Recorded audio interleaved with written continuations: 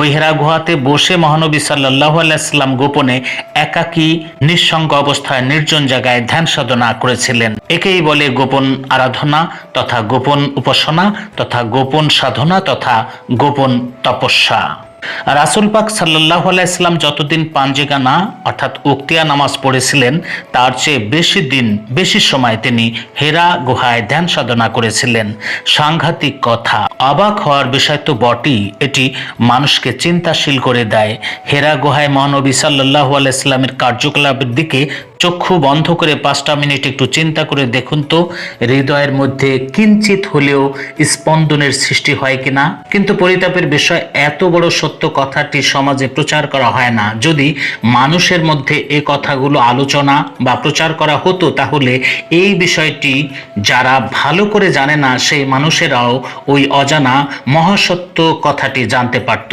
মহানবী সাল্লাল্লাহু আলাইহি সাল্লাম নিজেই এই কাজটি করেছেন, অথচ সেই কথাটি আলোচনায় স্থান পায় না। বড়ই আফসোস, নির্জন স্থানে শুধু একা গোপনে যে সাধনা করা হয় যা কেউ জানে না তাকে আধ্যাত্মিক বা মারুফতের সাধনা বলা হয়। পক্ষান্তরে যেখানে সকলে মিলে মিশে জামাতে যে ইবাদত করা হয় তাকে বাহ্যিক বা শরীয়তের ইবাদত বলে। প্রিয় দর্শক, আসসালামু আলাইকুম। আজ আমরা নিয়ে এসেছি আপনাদের সামনে ফরিদপুরের বিখ্যাত সাধক সুফি মজিদের আধ্যাত্মিক আলোচনা বইয়ের মারুফত পর্ব 2 নিয়ে। চলুন আলোচনাটি শুরু করা যাক। মারুফত মানুষকে এমন এক স্তরে নিয়ে যায় যেখানে জাত ও সিফাতের মধ্যে পর্দা উঠে গিয়ে শুধু জাতি বর্তমান অবস্থায় বিরাজ করে।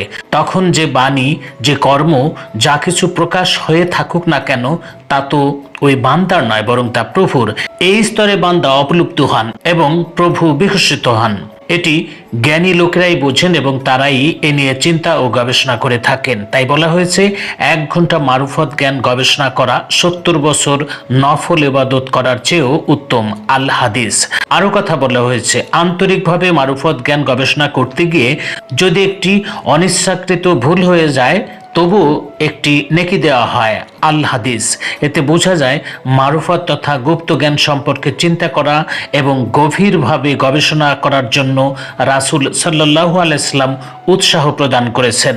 আল্লাহ বলেন, লা আ ইয়াতিল লিকাউমিহি ইয়াকিলুন, সূরা বাকারা আয়াত 164 এর শেষের অংশ। অর্থ, জ্ঞানীদের জন্য রয়েছে নির্দেশনাবলী। এখানে জ্ঞানীদের কথা বলা হয়েছে, সাধারণ জ্ঞানীদের কথা বলা হয়নি।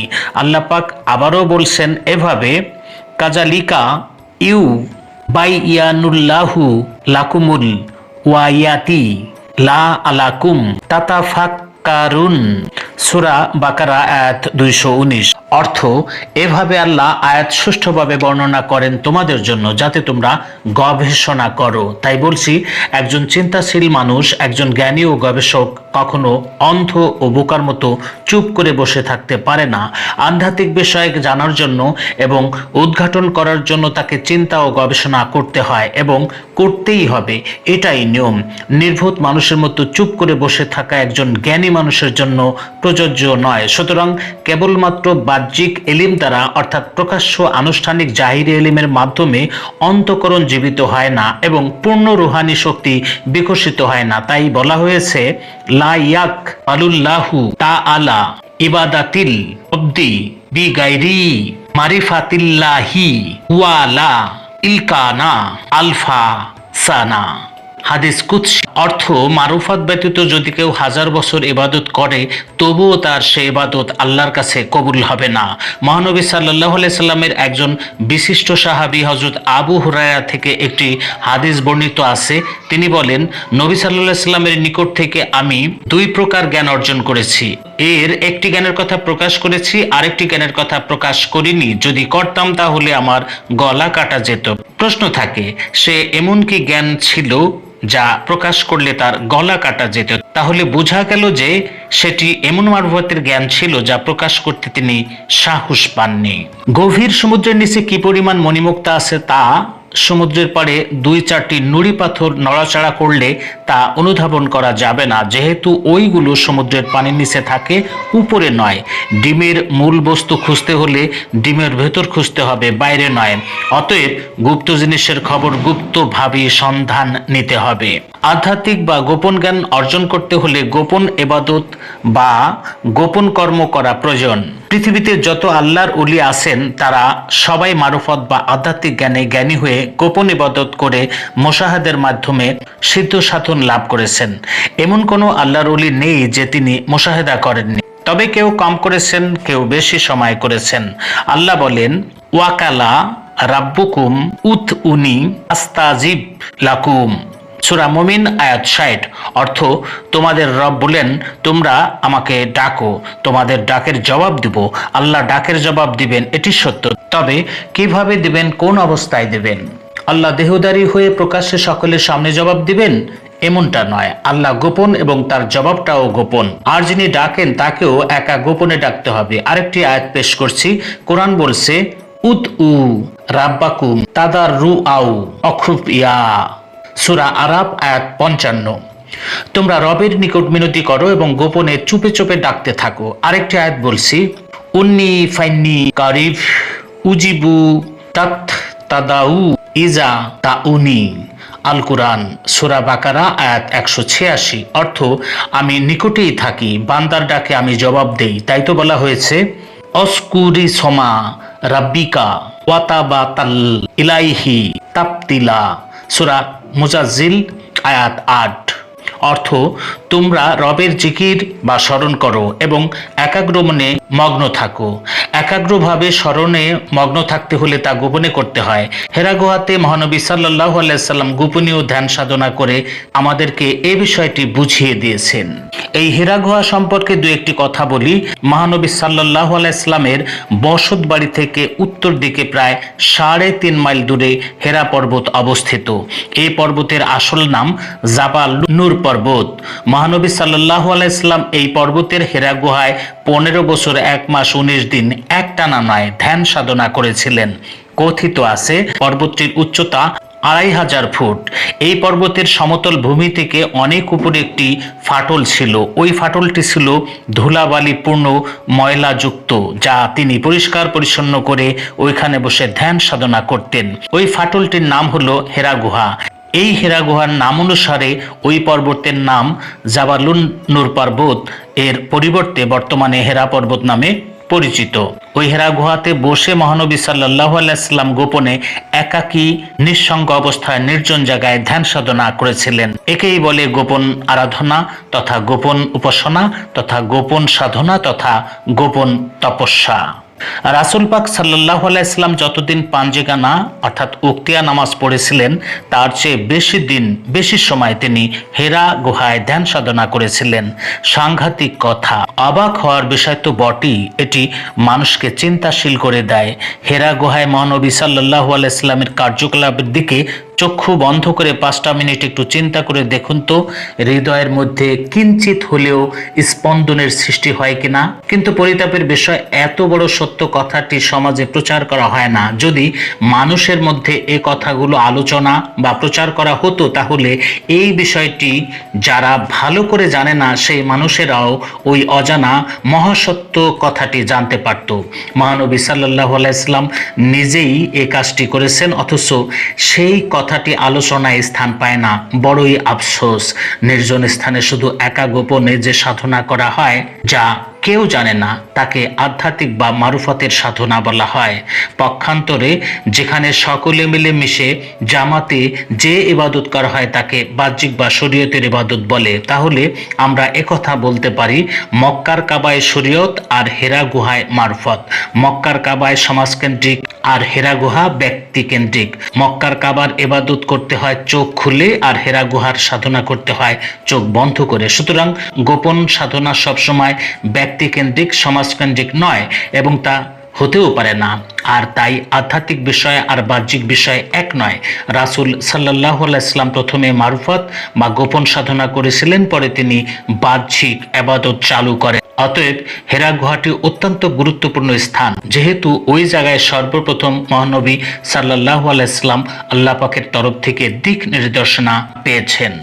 একজন সাধারণ মানুষ যে জায়গায় বসে আল্লাহর আরাধনা উপাসনা বা ধ্যান সাধনা করে সেই জায়গাটিকেও আমরা সাধারণত সম্মানের চোখে দেখি। আর যিনি মহানবী সাল্লাল্লাহু আলাইহি সাল্লাম, যার প্রশংসা আল্লাহ নিজেই করেছেন এবং আল্লাহর পরেই যার স্থান, সেই মহানবী সাল্লাল্লাহু আলাইহি সাল্লাম যেখানে বসে 15টি বছর ধ্যান সাধনা করলেন, সেই হেরা গুহাকে আমরা কি ভাবতে পারি?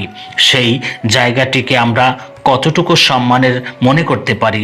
বলুন তো, মর্যাদা হিসেবে ওই স্থানকে আমরা কত নম্বরে রাখবো? প্রশ্ন থেকে যায়। অথচ হেরা গুহাকে আমরা কালক্রমে দিনে দিনে একটু একটু করে বোধ হয় ভুলেই যাচ্ছি। হায় রে আমাদের মন! আল্লাহ নিজেই তো তাকে মর্যাদা দিয়েছেন। লাউলাকা লা মাখালাকতুল আফলাক, হাদিস কুদসি, অর্থ হে আমার হাবিব, আমি যদি তোমাকে সৃষ্টি না করতাম তাহলে এ কুল মাখলুকাতের কিছুই সৃষ্টি করতাম না।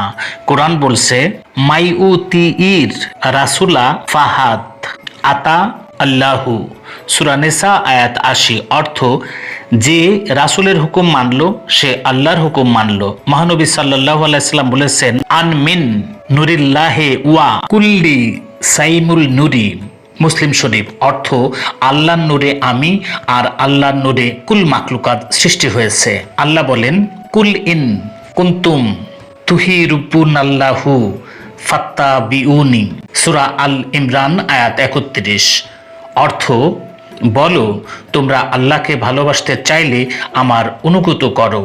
আল্লাহ আবার বলেন ওয়ামা আতা কুমুর রাহুসুলু ফাকুলুসুন ওয়ামা নাহাকুম আনহু ফাত্তাহু, সূরা হাশর আয়াত 7, অর্থ রাসূল যা করতে বলেন তা করো আর যা নিষেধ করেন তা থেকে বিরত থাকো।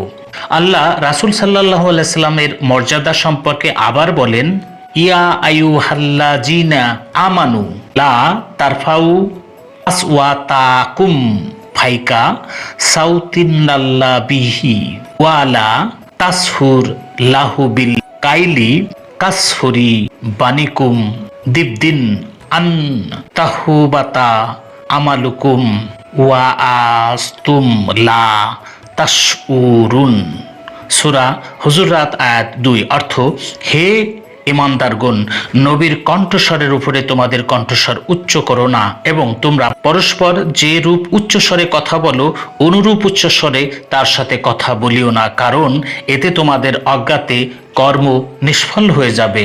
সাংঘাতিক কথা! যিনি এত বড় মর্যাদাশীল নবী, যিনি আউয়াল আখের জাহের বাতনের নবী, যিনি ইহকাল পরকালের নবী, যিনি মহামানবেরও মহামানব, যিনি সমস্ত সৃষ্টির শ্রেষ্ঠ মানুষ, যিনি সমস্ত মুমিনদের মুমিন, যিনি সমস্ত অলিদের অলি, যিনি সমস্ত রাসূলদের রাসূল এবং যিনি সমস্ত নবীদের নবী অর্থাৎ মহানবী, সেই নবী যে রাস্তা দিয়ে হেঁটেছেন, সেই রাস্তার যেখানে তার পদ মোবারক স্পর্শ করেছে সেই স্থানের একটি ধুলিকণা জিহ্বা দিয়ে চেটে খাওয়াটাও অত্যন্ত সৌভাগ্যের কাজ, পুণ্যও বটে। আর সেই হেরা গুহায় 1 বছর নয়, 2 বছর নয়, দীর্ঘ 15টি বছর একটানা নয়, এত লম্বা সময় এক নির্জনে গোপনীয়ভাবে যেখানে বসে আল্লাহর ধ্যান সাধনা করেছিলেন, সেই স্থানটি কত বড় মর্যাদাশীল, কত বড় পবিত্র আর কত বড় মূল্যবান হতে পারে আমি তা বলবো না। তবে সম্মানিত দর্শকবৃন্দ ও জ্ঞানীগুণীদের জ্ঞান বিচারের উপরই এটি ছেড়ে দিলাম। আজ এ পর্যন্তই, দেখা হবে পরবর্তী কোনো ভিডিওতে। আরেকটি কথা, সেবা একাডেমি আপনাদের চ্যানেল, মেহনতি মানুষের চ্যানেল, খেটে খাওয়া মানুষের চ্যানেল। এই চ্যানেল থেকে অর্জিত অর্থ আমরা নিজেরা ভোগ করি না, বিলিয়ে দেই গরিব দুঃখী মেহনতি মানুষের মাঝে। তাই এই চ্যানেলের ভিডিওগুলো সাবস্ক্রাইব, লাইক, কমেন্ট, শেয়ার করে ছড়িয়ে দিন পৃথিবীর সব জায়গায় সবখানে, কারণ এই বাংলা ভাষাটি ইউটিউব ট্রান্সলেট করে পৃথিবীর সকল ভাষায় ছড়িয়ে দিচ্ছে। এই শুভ কাজে আপনিও অংশগ্রহণ করুন। দেখা হবে পরবর্তী কোনো ভিডিওতে। সে নাগাদ ভালো থাকুন, সুখে থাকুন, শান্তিতে থাকুন এবং নিরাপদে থাকুন। আসসালামু আলাইকুম।